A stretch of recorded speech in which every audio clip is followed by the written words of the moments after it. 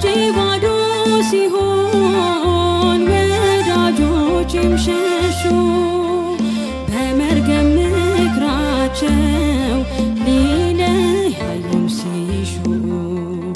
እርሱ የሰጠኝን እርሱ ወሰደ አልኳቸው እመቤት ያለችኝ ብዬ አሳፈርኳቸው እናቴ ስምሽን ስጠራ አለፈ ያ ሁሉ መከራ እንባዬ ከፊትሽ ፈሰሰ እምዬ ባንቺ የታፈሰ ሰላም ለኪ ደጅ ጠናሁ ቆይቼ ኪዳነ ምሕረትን ተጽናናሁ ረሳሁ ሐዘኔን